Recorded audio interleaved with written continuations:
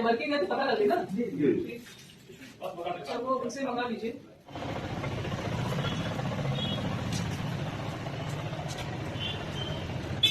नमस्कार आदाब दोस्तों तीन बड़ी खबरें सामने आ रही है। सबसे पहली और बड़ी खबर उत्तर प्रदेश के विधानसभा चुनाव में गड़बड़ी को लेकर के, यानी चुनाव से पहले गड़बड़ी को लेकर के एक बहुत बड़ा खुलासा हुआ है। ईवीएम के बाद अब चुनाव आयोग से एक और मामले पर शिकायत की गई है। किस तरह से आगे इसकी भी जानकारी हम आपको विस्तार से देंगे। साथ ही साथ दूसरी बड़ी खबर सामने आ रही है दोस्तों कि अब उत्तर प्रदेश के विधानसभा चुनाव से पहले जिन अधिकारियों की पोस्टिंग की गई है अलग अलग जगहों पर, वो बीजेपी की गाड़ी से अपने जो है पदभार को संभालने के लिए पहुंचे हैं, जिसको लेकर के अब उत्तर प्रदेश के विधानसभा चुनाव निष्पक्ष कैसे होंगे, इसको लेकर के सवाल खड़े हो गए हैं। एक वीडियो वायरल हुआ है दोस्तों। इस वीडियो में एक बड़े अधिकारी बीजेपी के नेताओं की गाड़ी से अपने दफ्तर में पहुंचे हैं, जो एक संवैधानिक संस्था पर बैठे हुए हैं। इसकी भी आपको तस्वीरें भी, पूरा वीडियो दिखाएंगे कि किस तरह से ये पूरा मामला चल रहा है। साथ ही साथ अगली बड़ी खबर आ रही है दोस्तों कि अब ईडी के अधिकारी भी बीजेपी में शामिल होने लगे हैं, जो कुछ दिन पहले छापे मार रहे थे। किस तरह से, इसकी भी जानकारी देंगे। उससे पहले एक छोटी सी रिक्वेस्ट आपसे करेंगे दोस्तों कि अगर आपको भी लगता है कि उत्तर प्रदेश के विधानसभा चुनाव निष्पक्ष तरीके से होने चाहिए, अगर आपकी भी ऐसी मांग है, तो वीडियो को लाइक करके ज्यादा से ज्यादा शेयर करिए, चैनल को सब्सक्राइब करके बेल आइकन को जरूर प्रेस कर लीजिए। आप सभी जानते होंगे उत्तर प्रदेश समेत 5 राज्यों के विधानसभा चुनाव निष्पक्ष और स्पष्ट तरीके से कैसे करा जाए, इसको लेकर के चुनाव आयोग लगातार कोशिश में लगा हुआ है। जैसे ही चुनाव आयोग ने 5 राज्यों के विधानसभा चुनाव की तारीखों का ऐलान किया, उसके तुरंत बाद मायावती ने यह आरोप लगाया कि अगर मशीनरी में गड़बड़ी नहीं होती है तो बीजेपी का सभी राज्यों से सफाया हो जाएगा। लेकिन ईवीएम को लेकर के जब पहला सवाल मायावती ने खड़ा किया, उसके बाद अब समाजवादी पार्टी ने जो खुलासा किया है वो चौंकाने वाला है दोस्तों। आपको हम एक खबर दिखा रहे हैं, आप इस खबर को देखिए। समाजवादी पार्टी ने बाकायदा चुनाव आयोग को एक पत्र लिख करके ये मांग की है कि कई अधिकारी जो अभी मौजूदा स्थिति में कई जगहों पर उनकी पोस्टिंग है और चुनाव के दौरान बहुत सारी चीजों को ये लोग हैंडल करने वाले हैं, ये बीजेपी से मिले हुए हैं और इनके बीजेपी के साथ संबंध होने की वजह से उत्तर प्रदेश के चुनाव निष्पक्ष नहीं हो सकते।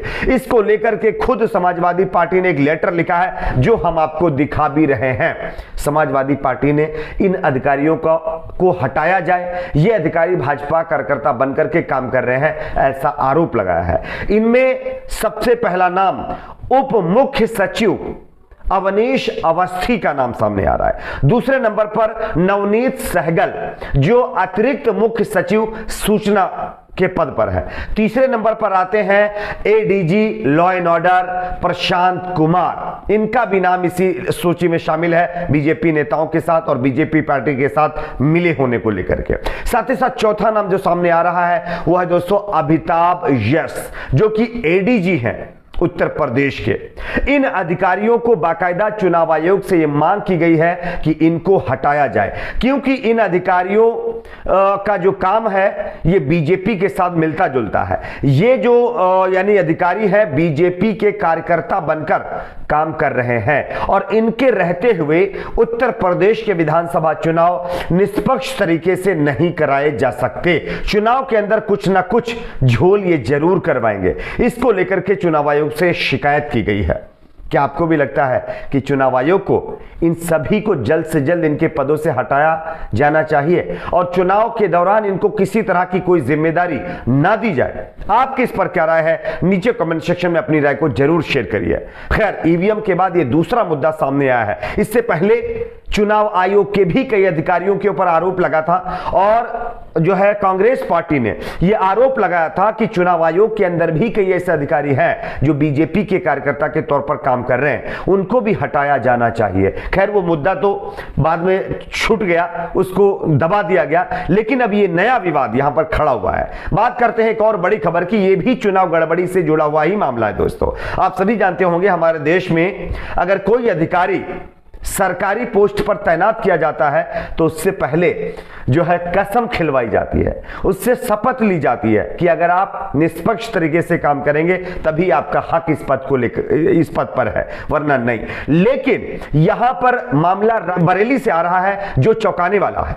यहां पर भाजपा का झंडा लगी कार लेकर पदभार ग्रहण करने पहुंची रायबरेली सीएमएस नीतू साहू। इनका एक वीडियो भी वायरल हो रहा है, पहले आप वीडियो को देख लीजिए, उसके बाद इसकी चर्चा करेंगे। मतलब कि जब वर्किंग है तो पता लगे ना। अच्छा, वो उनसे मंगा लीजिए ऑफिस।